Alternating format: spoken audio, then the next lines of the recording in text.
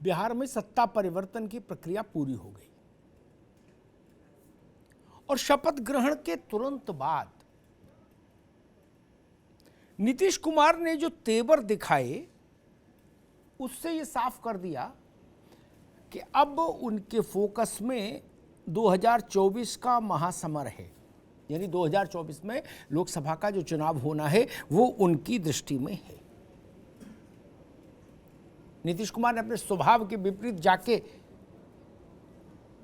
कड़वी बात भी कही और उन्होंने कहा कि जो 14 में आए थे वो 24 में आएंगे कि नहीं आएंगे। एक मैसेज दिया कि अब लड़ाई सीधी है, चुनौती सीधी है। बिहार के मुख्यमंत्री की चुनौती भारत के प्रधानमंत्री को। इससे यह बात भी स्थापित होती है कि नीतीश कुमार विपक्ष का चेहरा 2024 के चुनावी रण में बनने की कोशिश भी करेंगे और विपक्षी दल भी चाहेंगे कि एक बड़ा चेहरा रहे, खासतौर पर हिंदी भाषी भारत के लिए। नीतीश कुमार ने आज सभी विपक्षी दलों से भी कहा कि अपना अपना मन बड़ा करिए और 24 के लिए फेंटा कस लीजिए, कमर कस लीजिए। तो क्या ये सारा बदलाव 24 भर के लिए हुआ है? नहीं, ये आधा हिस्सा है फिर डील का, फॉर्मूले का जो तय हुआ। भविष्य में होगा कि नहीं होगा वो तो नीतीश बाबू का ट्रैक रिकॉर्ड देख के किसी के लिए भी कहना मुश्किल है, लेकिन अभी जो समझ बनी है लालू परिवार और नीतीश कुमार के बीच में वो ये बनी कि 24 के लोकसभा चुनाव में नीतीश कुमार नालंदा से लोकसभा का चुनाव लड़ेंगे,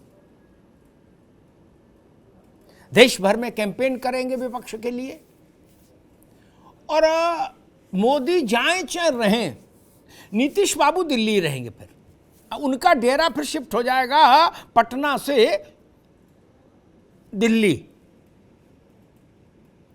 और एक अणे मार्ग में नीतीश कुमार स्थापित करेंगे तेजस्वी यादव को।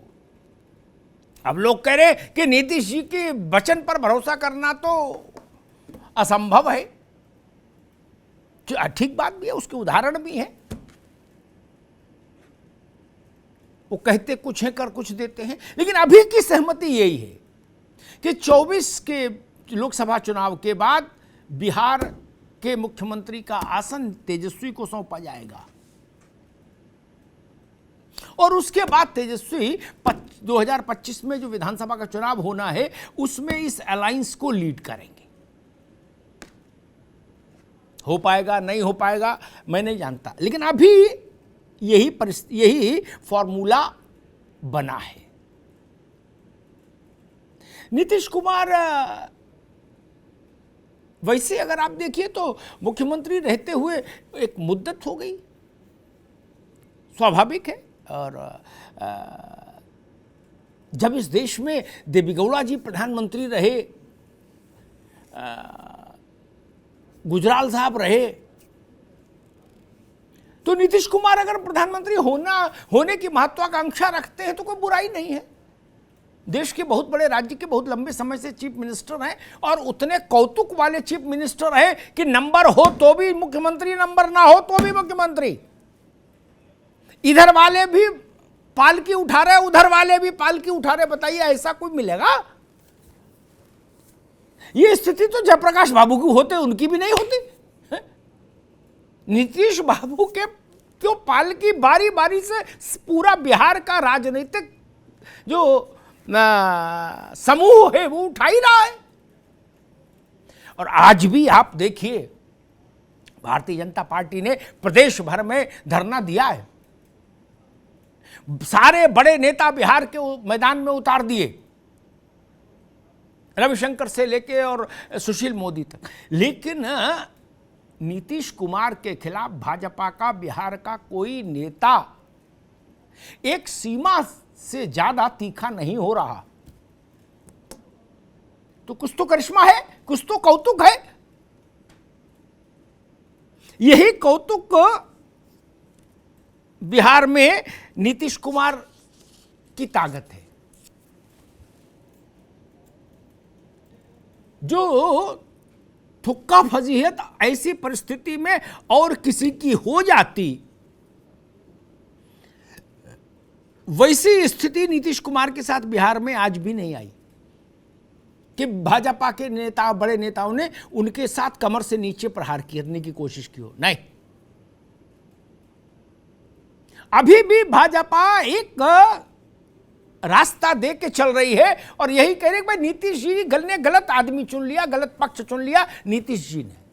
यानी नीतीश जी पर हमला नहीं, नीतीश जी के पार्टनर पर हमला है। समझ रहे हैं ना आप इस बात को?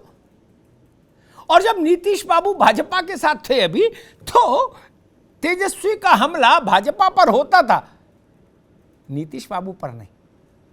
यही तो ताकत है, यही कौतुक है, यही कर्तव्य है, यही कमाल है। इसी का मूर्तिमान स्वरूप नीतीश कुमार है। मुझे नहीं लगता देश में किसी राज्य में ऐसा कौतुक किसी मुख्यमंत्री के स्तर के व्यक्ति के पास है। नहीं, पालेबंदी तक सीमित है, सब बड़े से बड़ा आदमी। ऐसा कभी नहीं हुआ कि करुणानिधि को मुख्यमंत्री बनाने के लिए जयललिता ने सपोर्ट कर दिया और जयललिता को बनाने के लिए करुणानिधि ने, नो, नेवर। लेकिन यहां हुआ है, यही नीतीश बाबू की वो है, ताकत है। तो कुल जमा बात यह है कि 24 के लोकसभा चुनाव के जरिए नीतीश दिल्ली शिफ्ट हो जाएंगे और राजपाट सौंप दिया जाएगा तेजस्वी यादव को। इस डील के साथ, इस फॉर्मूले के साथ बिहार में सत्ता परिवर्तन हुआ है। अभी की स्थिति यह है कि भारतीय जनता पार्टी बिल्कुल किनारे है। चिराग पासवान और पारस बाबू, रामविलास के छोटे भाई, उनको छोड़ दीजिए तो कोई पॉलिटिकल आइडेंटिटी बीजेपी के साथ नहीं खड़ी। ये स्थिति अभी की है। आगे क्या होगा देखना होगा। नीतीश बाबू कह रहे हैं जो 14 में आए थे वो 24 में नहीं आएंगे। ये वन लाइनर है उनका आरजेडी के साथ सरकार बनाने के तत्काल बाद, शपथ ग्रहण के तत्काल बाद, उसी मंच से उतरते हुए इस वन लाइनर से सारी तस्वीर साफ हो जाती है कि अब उनका अगला लक्ष्य क्या है और वो कहां फोकस करना चाहते हैं। मेरा ऐसा मानना है कि बिहार में, बाकी छोटों को छोड़ भी दीजिए आप, अगर लालू और नीतीश एक साथ कहीं भी खड़े हो जाएं तो उसके बाद फिर उतना स्पेक्ट्रम बचता ही नहीं कि जिस पर ज्यादा बड़ी कोई दावेदारी हो पाए, कोई लक्ष्य साधा जा पाए। ऐसा मुझे मेरी मान्यता है। वो चुनाव लोकसभा का हो चाहे विधानसभा का हो। अब भाजपा को लड़ना तो इसी युति से है।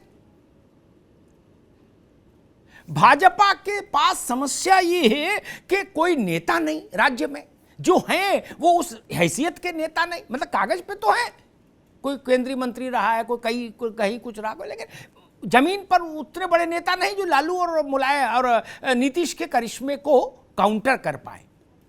सुशील मोदी थे तो वो नीतीश जी की छाया माने जाते थे। नित्यानंद हैं, वो बीजेपी के हाईकमान के एक गुट की पसंद हो सकते हैं, प्रदेश भर की नहीं। नित्यानंद के साथ ये समस्या है। तो जैसा यूपी से मैं एक कोरिलेट करता हूं प्रश्न, यूपी में अखिलेश यादव और मायावती, मुलायम सिंह और कांशीराम, यानी सपा बसपा का गठबंधन, उसकी काट तभी हो सकती है जब आपके पास कोई योगी आदित्यनाथ जैसा कार्ड हो। तब तो आप अखिलेश यादव और मायावती के गठबंधन को ध्वस्त कर सकते हैं, अन्यथा नहीं कर सकते। मतलब छोटे मोटे चिंटू मिंटुओं को खड़ा करके तो नहीं कर सकते थे।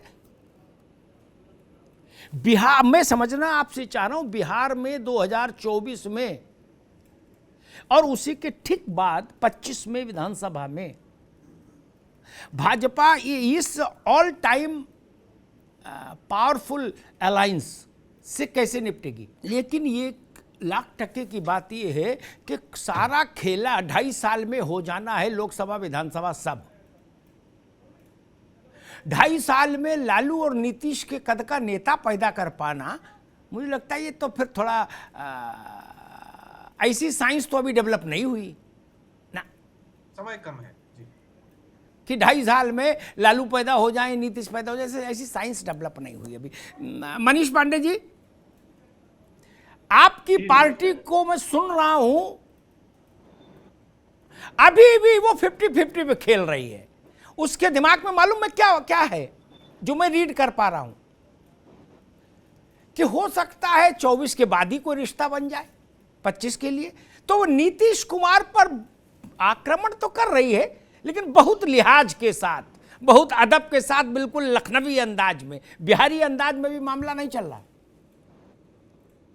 यही नीतीश कुमार की ताकत है। उनके खिलाफ जब वो भाजपा के साथ हो तो लालू की पार्टी एक सीमा से आगे नहीं जा सकती, और जब वो लालू के साथ होते हैं तो भाजपा एक सीमा से आगे नहीं जा सकती। यही प्रिविलेज नीतीश की ताकत है क्या? कमल का फूल ही नेता है, बात खत्म हो गई। इस और अच्छे ढंग से मैंने कह दिया, जितने अच्छे ढंग से आपने कह पा रहे थे, मैंने फाइनल वर्डिक्ट दे दिया, कमल का फूल ही नेता है हमारा। ठीक, अब इसके आगे तो बहुत जरूरत नहीं अभी। ठीक, योगी आदित्यनाथ सांसद छोटे थे कि बड़े थे ये तो मुझे नहीं पता, लेकिन योगी आदित्यनाथ जिस पीठ के पीठाधीश्वर थे, उस पीठ का भारत में नहीं दुनिया के तमाम देशों में उसके अनुयायी हैं। और त्रिपुरा में सुन लो बाबू, त्रिपुरा से लेके और मिजोरम से लेके और तमिलनाडु से लेके उनके अनुयायी गोरखपुर आते हैं। और जब खिचड़ी का पर्व होता है तो कई लाख आदमी वहां आता है। और आप बता रहे हो कितने बड़े आदमी थे योगी आदित्यनाथ, उनकी तुलना नंदकिशोर यादव से कर दोगे क्या?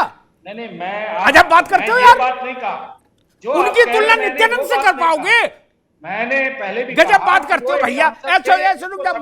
मनीष पांडे रुको, अभी आपको सीखना होगा, ठीक, अनुभव से। ठीक, गोरखपीठ एक बार नाराज हुआ था तो प्रधानमंत्री अटल बिहारी वाजपेयी को चलकर जाना पड़ा था पीठ के अंदर। नित्यानंद क्या जाएंगे क्या मोदी जी मनाने उनको? सरसंघ चालक मोहन राव भागवत को जाना पड़ा था। शहनवाज हुसैन के जाएंगे क्या? बिहार में यही ना नेता है। रविशंकर बाबू क्या जाएंगे क्या? यार कुछ तो चिंतन करो। स्वीपिंग रिमार्क मार देते हो ऐसे, ये ठीक नहीं। आपकी पार्टी का ही मामला है, ऐसे बोलोगे तो आगे फिर नुकसान भी हो जाता है। जगह जगह आदमी कोट करता है, मिसकोट करता है। फिर खैर, के त्रिपाठी, नमस्कार रघुनाथ जी। नमस्कार भैया। ये बात आरजेडी के लोगों ने मुझसे कही कि भाई साहब तय ये हुआ है कि 24 में कुछ भी परिणाम आए, मतलब 24 में नीतीश जी का डेरा ये वहां से शिफ्ट हो जाए दिल्ली, ठीक, और ताजपोशी हो जाए, एक अणे में पहुंच जाए तेजस्वी। ठीक, मैंने कहा बात तो ठीक है, लेकिन ये हो पाएगी कि नहीं इसकी गारंटी कोई नहीं ले सकता। नीतीश जी का पुराना ट्रैक रिकॉर्ड देख के इसकी गारंटी तो भाई देखो कोई नहीं ले सकता। त्रिपाठी जी बुरा न मानना। नहीं, क्या वो कब क्या कौतुक कर दे ये तो कोई नहीं जानता। तब और अनंत काल तक तेजस्वी भी इस मूड में हो नहीं सकते कि नीतीश जी जिंदाबाद करें, ये भी आप जानते हो। तब कैसे निभेगा भैया? राजनीति में क्या कोई किसी को मोहब्बत में, प्यार में, शक्ल अच्छी लगने के कारण मुख्यमंत्री प्रधानमंत्री बनाता है? यह सारा खेल विशुद्ध उपयोगिता का है। मैं बिहार के लोगों को याद दिला दूं, और यही सवाल है कि उपयोगिता का मामला है या जैसा मनीष जी कह रहे हैं कि नहीं ये तो दिल में हमारे लिए ऐसी कुछ इच्छा आई कि भाई बना दे, इस दिल का मामला होता। एक बात याद दिला दूं बिहार के मित्रों को, नंबर हमेशा महत्वपूर्ण नहीं। समाजवादी पार्टी मुलायम सिंह की लीडरशिप में मेरे ख्याल से ओंकार भाई को याद होगा, नंबर 30 से ज्यादा सांसद जिता के लाए हैं। और यूपीए वालों ने ओंकार नाथ सिंह की पार्टी में घुसने दिया, भगा और दिया बाहर से। क्या? जबकि वो दौर ऐसा था 10-10 सांसद वालों को प्रधानमंत्री नमस्ते कर रहे थे, लेकिन वो समय ऐसा फंस गया कि 30 सांसद भी काम नहीं आए। फिर जब सरकार गिरने आई तो काम आए, तो फिर नमस्ते हुई। दूसरी बात, मायावती जी ने 4 बार शपथ ली मनीष पांडे। कितनी बार? 4 बार बाबू। उसमें 1 बार अपने बहुमत से थी, 3 बार नीतीश कुमार स्टाइल में शपथ ली। क्या उनके घर पालकी लेके लोग पहुंचे, बोले भाई चलो, बोले अच्छा ठीक है उठाओ हम चलते हैं। ओंकारनाथ जी, वही सवाल, क्या राजनीति में उपयोगिता का मसला है या कोई किसी को, मतलब जिसे मनीष जी कह रहे हैं कि हम लोगों ने नीतीश कुमार को आगे बढ़ाया, राजनीति में कोई किसी को आगे बढ़ाता, हमने तो ऐसी ऐसी लड़ाई देखी बाप बेटे में ठन गई। मैंने ये नहीं पूछा था प्रधानमंत्री कौन बनेगा, उसमें तो समय बहुत है, लेकिन कम से कम चेहरे पर तो बात हो सकती थी भाई जी। तो देखिए, चेहरा तो अच्छा है ही है, चेहरे कौन मना कर रहा है, और अच्छा, लेकिन अब ये कि जो लोग कई बार आजमाए जा क्या चुके हैं उनसे नीतीश बेहतर है कि नहीं, ये भी एक बड़ा सवाल खड़ा होता है। ठीक है, दानिश रिजवान, आपका मामला बिल्कुल ठीक है, आपकी पार्टी का। बोले भाई ज्यादा लंबी कहानी नहीं, जिधर नीतीश जी उधर हम, गठबंधन नीतीश जी फाइनल कराए, हमें टेलीफोन कर दें, हम वहीं पहुंच जाएंगे। जी हाँ, नहीं झंझट ही नहीं, लोड ही नहीं लेना, नहीं। आरोप प्रत्यारोप चलते रहते हैं, और जहां नीतीश जी जैसा व्यक्ति राजनीति के केंद्र में खड़ा हो जिस राज्य में, वहां ये सब चलता रहेगा। नीतीश जी कौतुक प्रिय व्यक्ति हैं, वो कब क्या कौतुक कर दे ईश्वर ही जानता, बाकी कोई नीचे समझ ही नहीं सकता। नीचे वाला तो कोई उनके संग रहे, ललन सिंह नहीं जान सकते वो क्या करेंगे, बाकी छोड़ो, ये नीतीश बाबू हैं। और राजनीति में होता क्या है त्रिपाठी जी, एक बात बताऊं आपको, देवेगौड़ा की सरकार थी, सीताराम केसरी ने समर्थन वापस लेने का मन बना लिया, ठीक। हमारे कान में कुछ सुगबुगाहट पड़ी तो ऑफिस छोड़ने से पहले ये तय हुआ कि चचा के घर होते हुए चलें पुराना किला रोड पे। क्या? 9:30 बजे पहुंचे सीताराम केसरी के यहाँ। ओंकार जी सुन लीजिए, बताया उसको नारायण को कि बताओ भाई चचा को। 5 मिनट बाद चचा निकले, लुंगी बांधे, दोनों हाथ में दाल चावल लगे। अरे बोलो कैसे आ गए? तो कहा, बताया कि तुम आए हो तो हम ऐसे ही निकल आए। तो हमने कहा चचा ज्यादा समय नहीं लूंगा, 1 लाइन में आप बताओ ऐसा कुछ है? हैं झुट्टे, कौन कह रहा? कतई नहीं, कुछ नहीं, जाओ सो जाके। क्या? और सुबह देवेगौड़ा जी हो गए जो होना था, चचा जाके दे आई चिट्ठी। यही आपके उपेंद्र कुशवाहा कल सुबह क्या कह रहे थे? कौन कह रहा है परिवर्तन हो रहा है? भाई सब ठीक चल रहा है, बेकार की बात कर रहा है। क्या नीतीश कुमार जी 2024 में अपोजिशन के ज्वाइंट चेहरे, कैंडिडेट शब्द बड़ा फॉर्मल हो जाता है, चेहरे होंगे, लड़ाई मोदी बनाम नीतीश कुमार हो दिखेगी, या अभी भी वही स्थिति है कि भाई ममता जी खुद नेता हैं, पवार साहब खुद नेता हैं, राहुल गांधी खुद नेता हैं? क्या लगता है आपको? क्या आपको लगता है कि एक और दावेदार खड़ा हो गया अपोजिशन की उसमें कोठरी में? कोई भी आदमी, मनीष बाबू आप ही के पास आ रहे, नरेंद्र मोदी से लेके राहुल गांधी से लेके ममता बनर्जी, शरद पवार, देवी गौड़ा, गुजराल, चंद्रशेखर, बीपी सिंह, चाहे जिसका नाम ले लो, किसी ने नहीं कहा कि मैं उम्मीदवार हूं। सब ये कहते हैं मैं किसी पद का आकांक्षी नहीं हूं, लेकिन सब जानते हैं राजनीति में कथा कहने तो आए नहीं। और नीतीश बाबू शपथ लेने के 3 मिनट के भीतर अगर ये कहते हैं कि अब मोर्चा 24 का है, जो 14 में आए थे वो 24 में नहीं आएंगे, मैं आह्वान करता हूं विपक्ष का 24 के लिए कमर कस लो। बिहार के मुख्यमंत्री को इतनी बड़ी बात करने की जरूरत नहीं, उनको बोलना चाहिए था बिहार में हैंडपंप कहां लगेगा, सड़क कहां बनेगी, खड़ंजा कहां बिछेगा। भाजपा को लगता है क्या कि नीतीश विपक्ष का चेहरा होंगे और लड़ाई नीतीश वर्सेज मोदी? जब 10-12 साल 15 साल मुख्यमंत्री रहा हो, वो प्रधानमंत्री नरेंद्र मोदी हो गए, और ऐसे हो गए कि भारत के कुछ सबसे मजबूत प्रधानमंत्रियों में से एक। उतना मजबूत प्रधानमंत्री भारत ने बहुत रेयर देखे। इंदिरा गांधी। हाँ, उस बहस में नई बहस शुरू हो जाएगी। महाराज अभी नाम मत लो, मैं नहीं ले लेता नाम, नई बहस ना शुरू करो। ठीक वैसा नहीं रहा तो स्वाभाविक है नीतीश कुमार भी देखेंगे। जब ममता जी 10 साल में देख रही हैं तो वो क्यों नहीं देखें?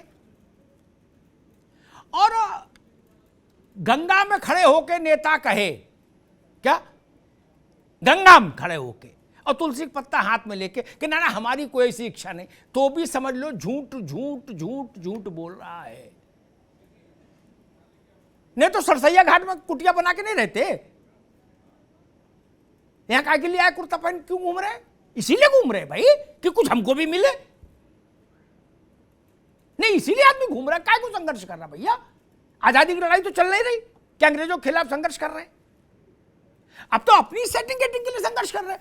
अच्छा, नीतीश बाबू जैसा जो वानप्रस्थ का जीवन है ये बड़े भाग्यशालियों को मिलता है, इसलिए वो चौतरफा बल्लेबाजी कर सकते हैं। नीतीश कुमार, ये जान लीजिए, उनका सब पूरा हो गया। वो राहुल गांधी नहीं कि अभी तो हल्दी नहीं लगी, उनका तो गौना रौना ब्याह नाती पोता सब राजनीति में हो लिए। क्या राहुल गांधी को तो अभी हल्दी नहीं लगी सियासत में? एक चुनाव भी नहीं अभी ऐसा हुआ जो उनके माथे तिलक लगे। ठीक, तो नीतीश बाबू के पास खोने क्या है? राई रत्ती कुछ नहीं।